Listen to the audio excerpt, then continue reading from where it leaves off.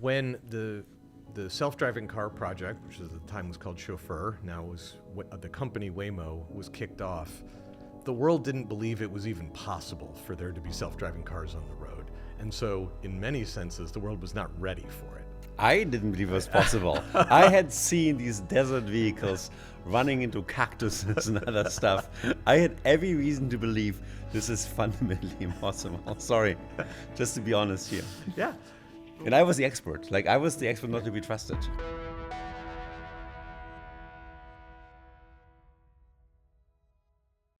Sebastian, I'm so excited we're getting to do this together. So am I. Thank you, my friend. My brother. Yes.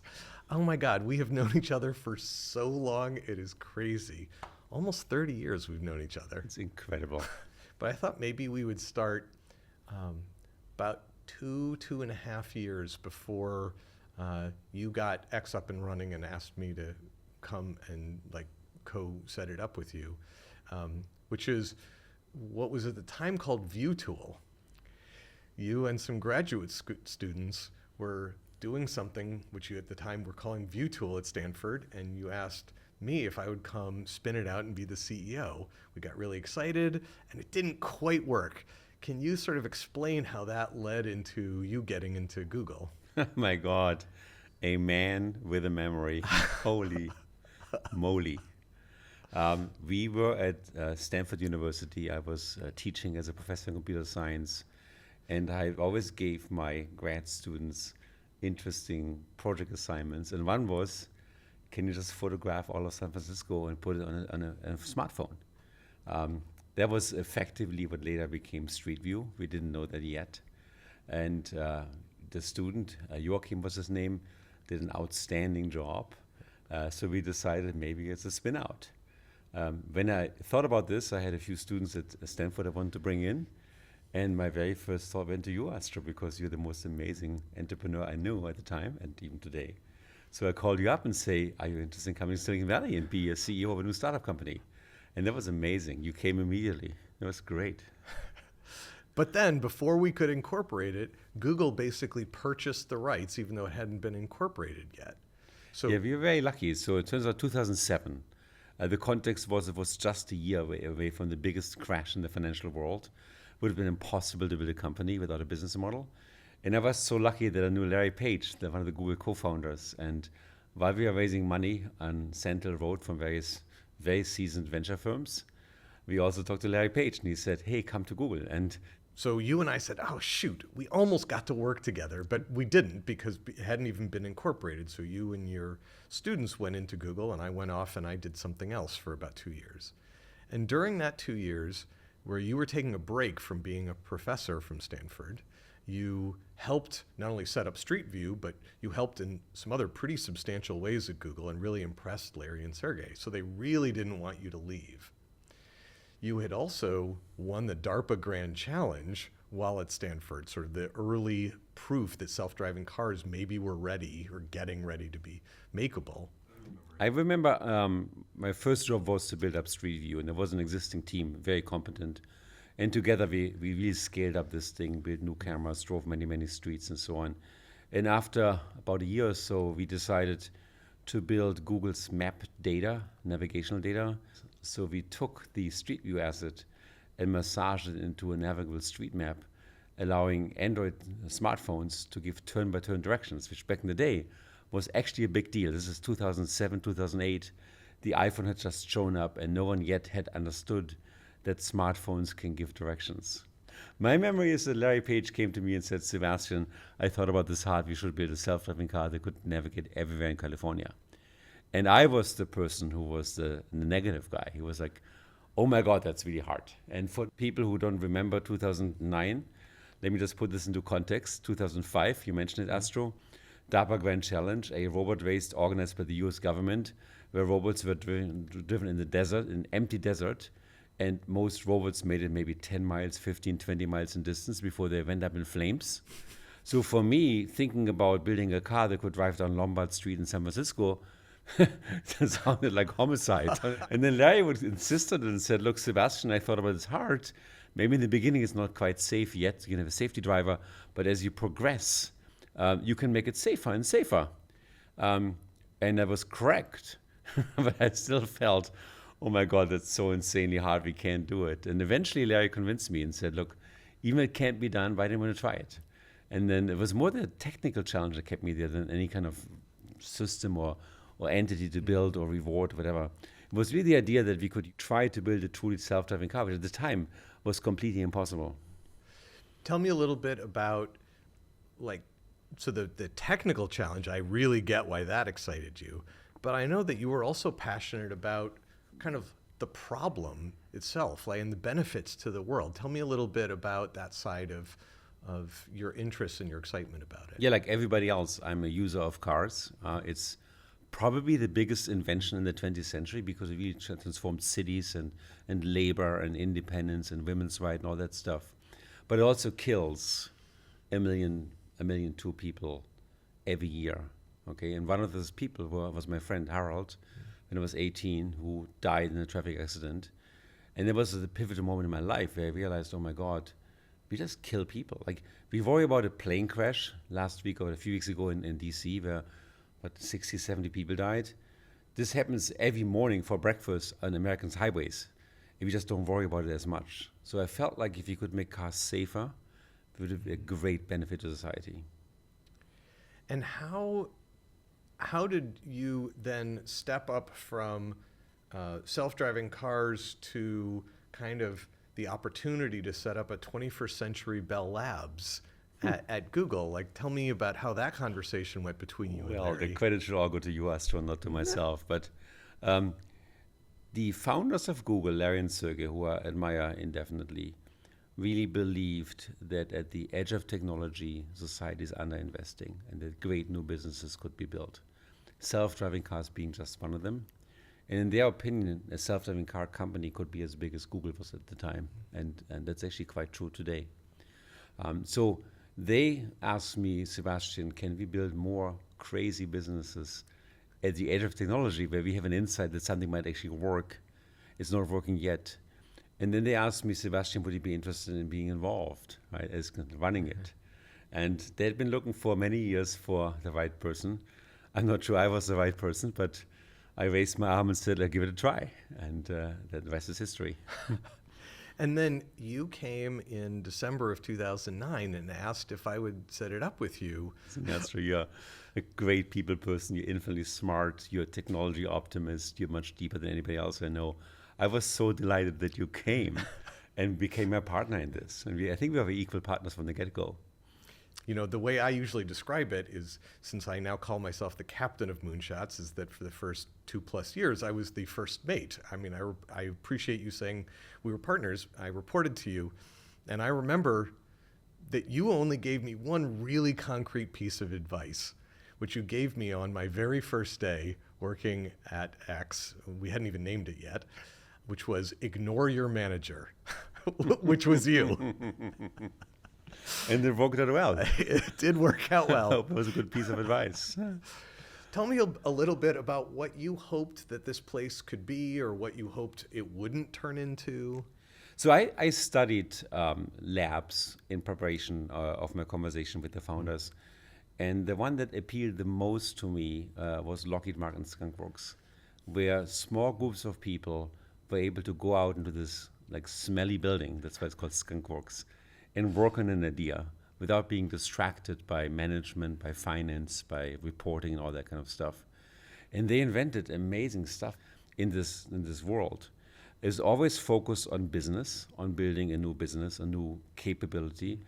It was always people who got together for the purpose of innovation. They were not lifetime scientists. I've seen a lot of lifetime researchers fighting for whatever was hot during their PhD thesis at times when the world moved on.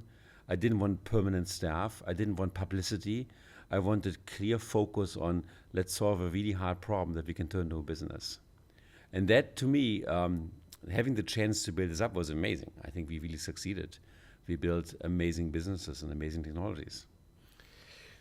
Maybe tell me a little bit about some of your either fondest memories, funniest memories,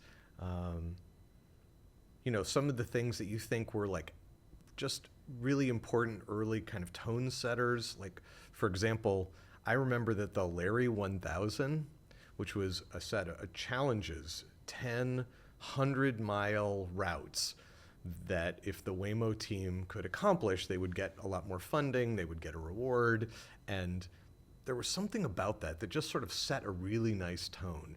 Do you have things like that, either on the Waymo team, for Glass, for other things, Google Brain?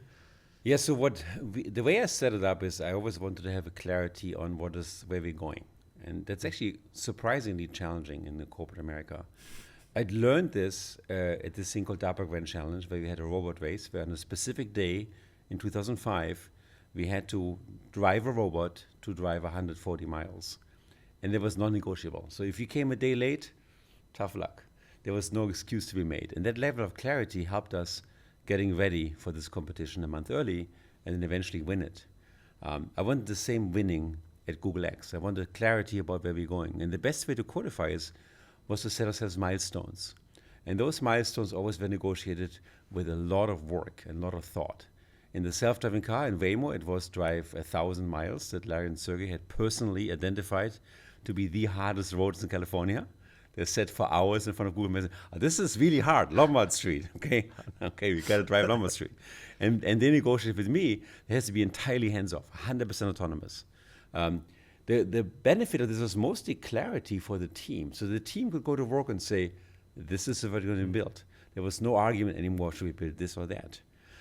On Waymo, for example, there was an extended period during which there was both the Prius, which was the initial platform for learning how to drive that the team had hacked so that it could drive by wire, but there was also the golf cart sort of side exploration.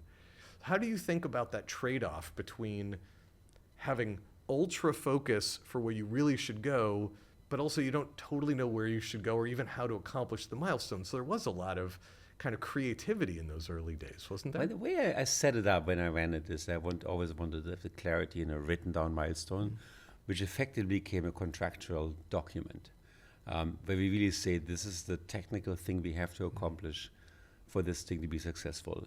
When you go into the business world and ask about customer kind of engagement, it's harder to cover the specific milestone because it's less predictable. But while you're building technology, a milestone is incredibly useful. There's been cases where we didn't live up to it and crazy people came with crazy ideas, I don't know.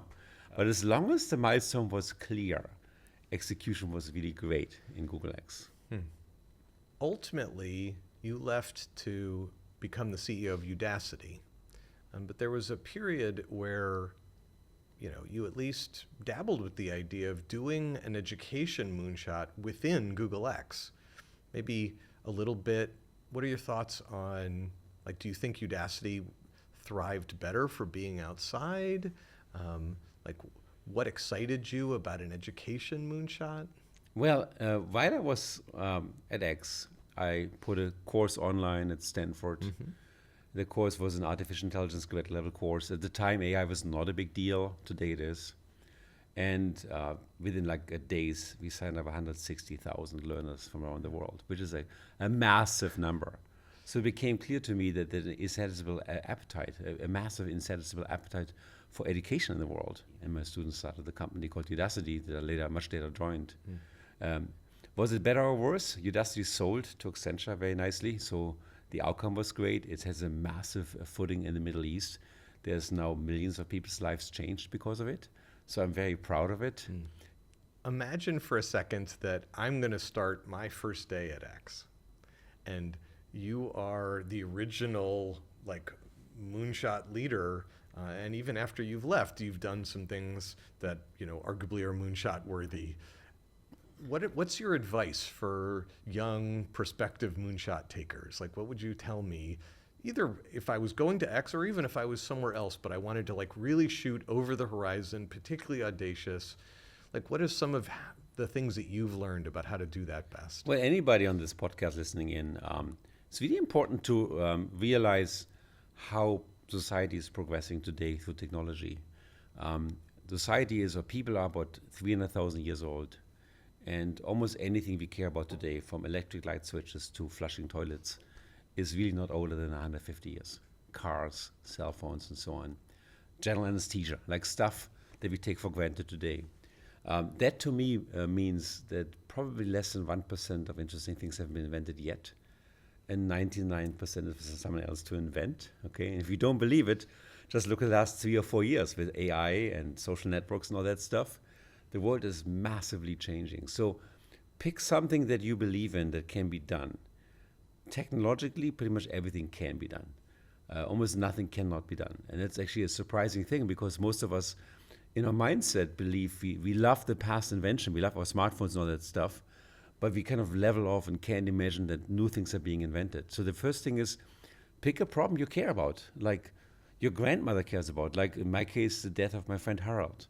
And then ask yourself, can you envision a technology that can solve this problem? And then work on it. In all likelihood, it can be solved. In all likelihood, the problem is not that we don't try, that we don't have technology.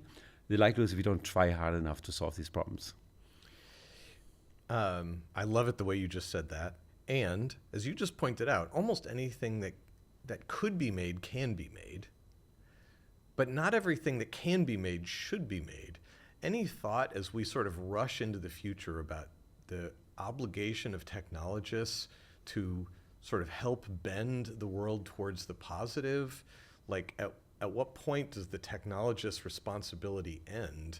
And up to what point do the technologists have some sort of ethical or moral responsibility to make sure that the things they're creating are actually going to be good for humanity? It is very, very simple. First, everything that can be made will be made. Whether you say it should or should not be made is immaterial because it will be made. Our job is not to stop making things. Our job is to prevent the misuse of things that we make.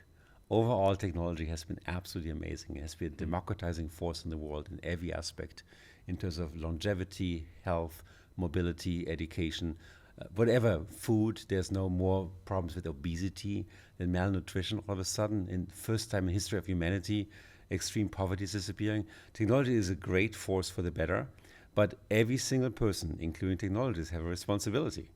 It's not just a technology question, it's a societal question. We have to involve like politicians and lots of people from society because it transforms all of us and we jointly have to be transformed.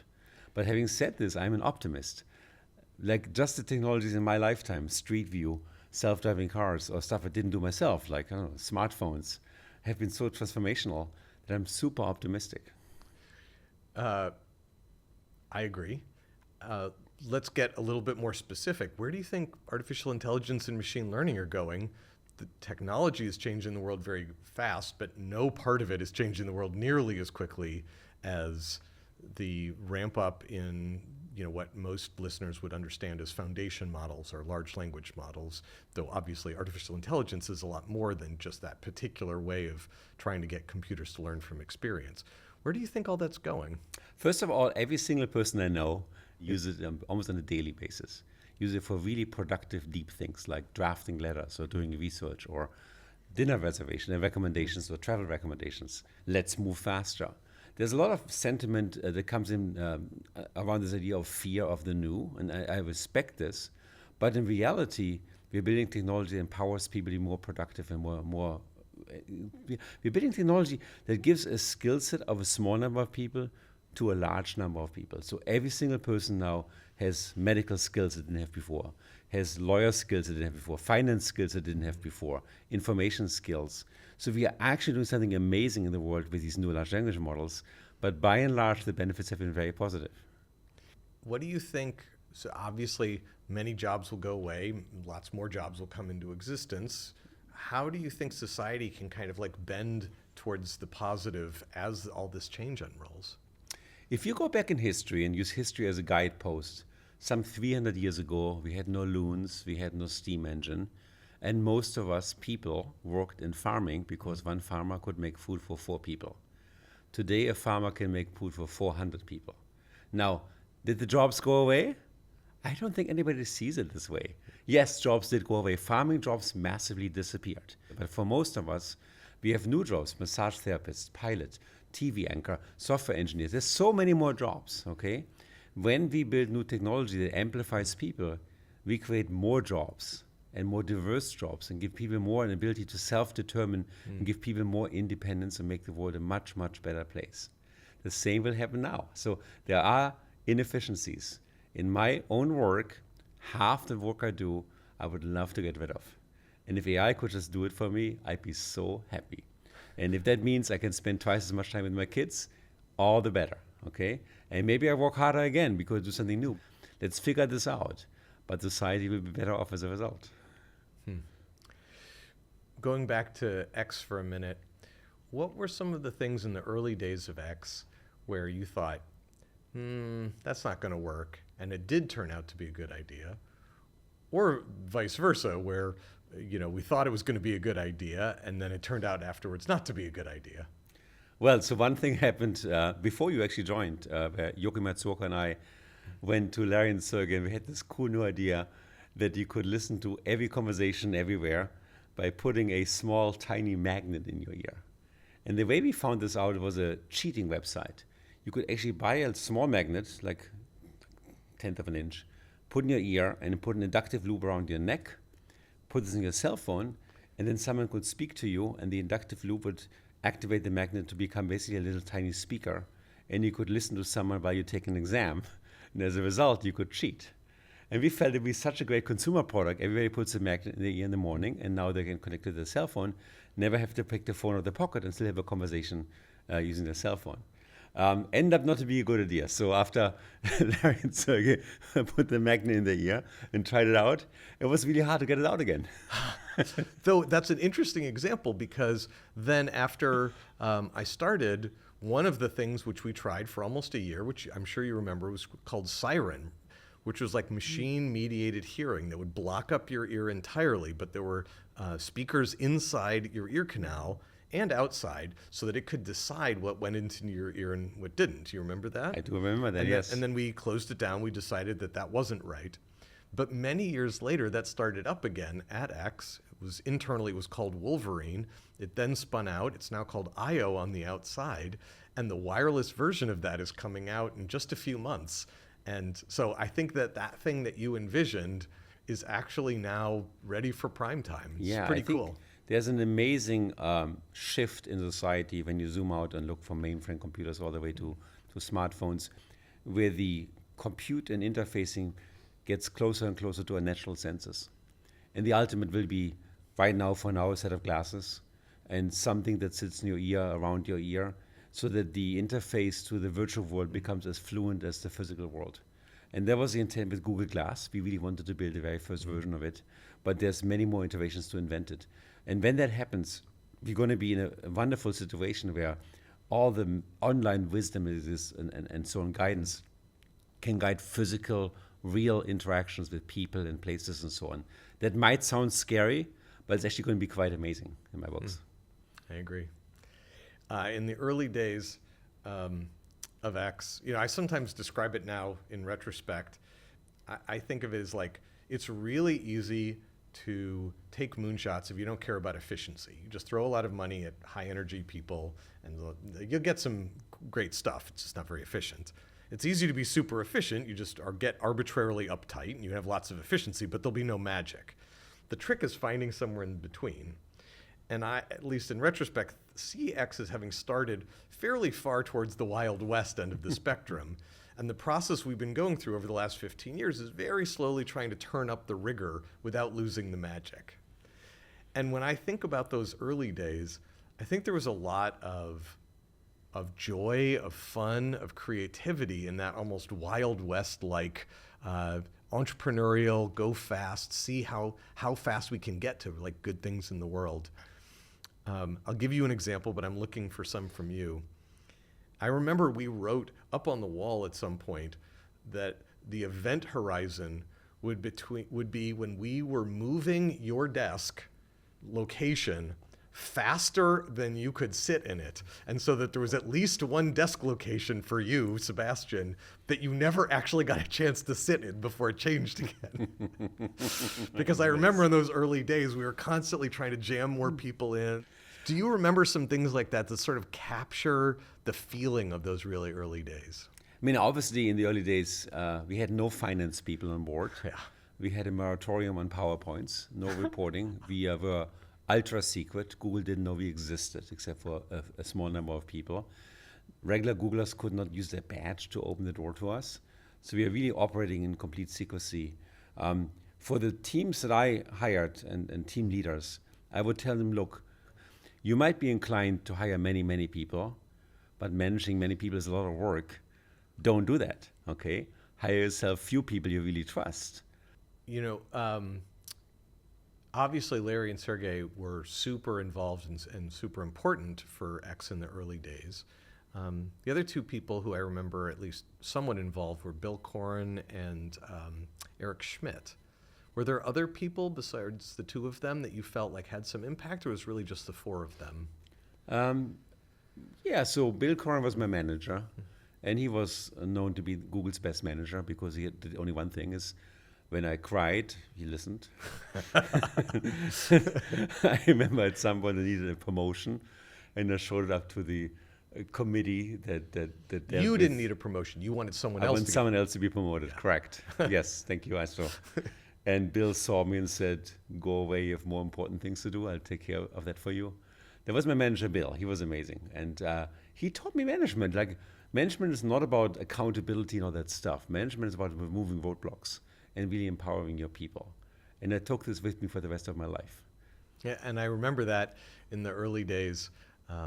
When I asked about budgeting, you essentially were like, pretend you have no budget, go do something interesting. Yeah. Which was sort of your way of saying, don't worry about rules. That's the wrong attitude right now. Yeah, so I think budget is an interesting thing because people are misincentivized. Like when you get 2 more headcounts, you're going to fill them as fast as possible. They could go away. I think it was the wrong way to think about it. You should not think of filling headcounts. You should do the opposite. You should, when you're desperate to need somebody, you know you're desperate, hire that person, okay? And that's all you should do. I just didn't like this idea of PowerPoint updates. The problem with PowerPoints in general is that every manager in the reporting chain has a different opinion. And they all want to take credit, right? So what does a manager do? 90% is taking credit. So think about normal managers, not you and me, of course. Think about like if you have like 4 or 5 levels of management that I used to have, like every single person, like Bill had a manager called Alan had a manager, and so on.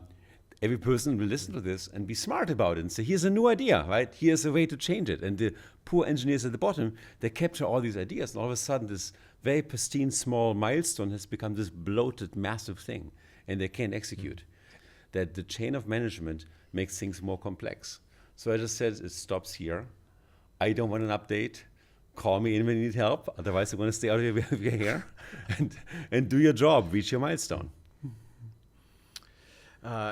Anything else before we go out and hail a Waymo cab that you'd love the listeners to understand about the early days of X, about some of the misadventures, I don't know, a special person or two that you remember fondly? Oh my God, I can't tell the audience how amazing you are, Astro, and what a great partner you were. Astro was my human interface, where I like empathy. He actually had empathy to bring. And all this on top of the same intellectual mind and strength that the best people have in the world. So the X would not have existed without you. And of course, we had a third partner who left very quickly, Yoki. She was also great. And we had a fantastic team. Like we probably got 20 or 30 professors out of their professor job in the industry. We shouldn't be proud about this because academia is important, but many people came to us and said, this is a better environment than my home university. Yeah. I don't have to do committees and admissions and teaching, all the stuff I don't like. I can just focus on what I care about. And the velocity was much, much higher. The number of patents written was much higher. That was really amazing. I think a few other things we did well. I think we had a no publication rule, stop publishing. Yeah. I didn't publish a single paper while at X. I don't know about yourself. I didn't either. And think about it, I'm an academic. I published hundreds of papers before. But the problem with papers was the moment you start publishing, you're kind of in it for yourself and not for the entity anymore. And frankly speaking, every employee is conflicted.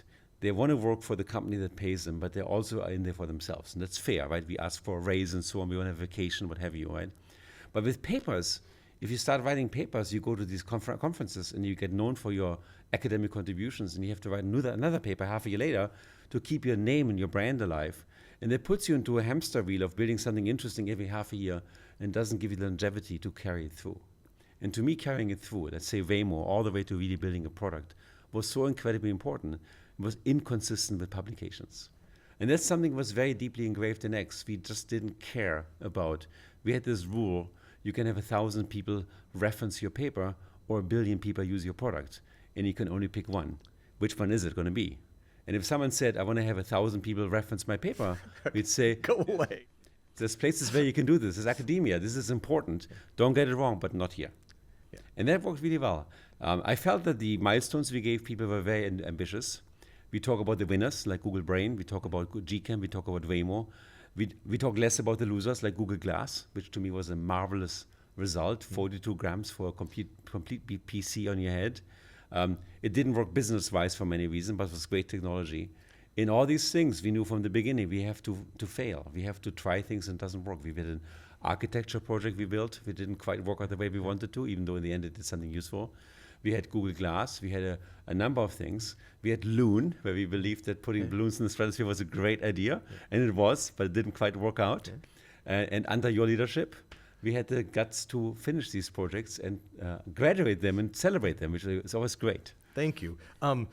One more before we go outside, actually, that you didn't mention, but that overlapped with your time there, which was Wing. What did you think about Wing in the early days? A lot of these early projects go back to a dinner that I had with Larry Page and sometimes Sergey Brin. And Larry would just sit down with me in a spreadsheet and say, look, I worked it all out. Here's the cost of batteries and the drag of a vehicle and the straight line physics and so on. And you can bring a sandwich to people for half the cost in a motorcycle. And I would sit there and say, I just want to have dinner, Larry. Can we talk about art? Can we talk about music? But Larry would always focus us back on unit economics of these new technologies.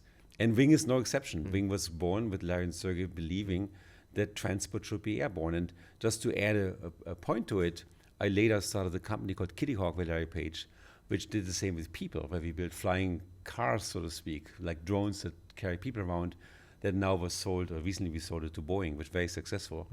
So this idea of using the air for transportation is a very deeply good idea.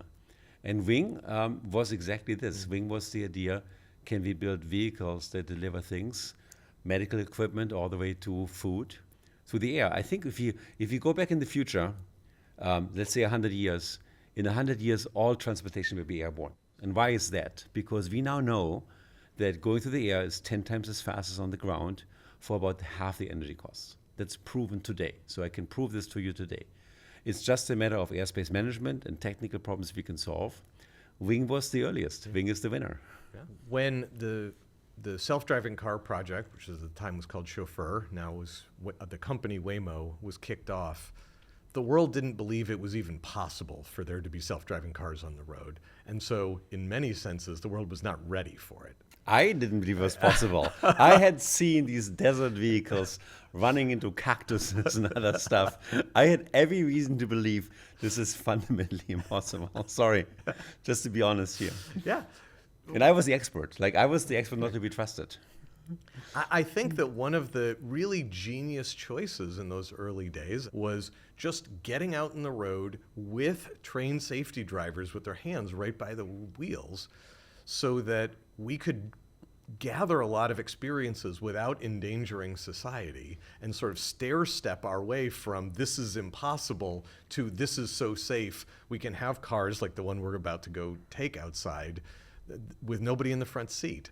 Thoughts about that 15-year journey? It's been amazing. I mean, in the beginning, we could drive, call it 10 feet before something went wrong. It was really bad. We trained our people really, really well. But we also observed that every 1.5 years, the distance we could drive without critical takeovers grew by a factor of 10. Every year and a half, 10 times better. And that's called an exponential. We all know what they mean, like Moore's Law, but much, much, much faster than Moore's Law. So we could calculate in a number of years, we could drive 300,000, 400,000, 500,000 miles without a critical takeover, and it would make it safer than people. And that has come true now. As the father of self-driving cars, it must be incredibly prideful for you, just like a father, to see them out on the road. It's kind of amazing. If I open my door in my house, there's at least 2 or 3 self-driving cars in front of me every morning. it's amazing to see how transportation is changing so rapidly right now. Well, congratulations, Sebastian. Thank you, Astro. All right, let's go outside.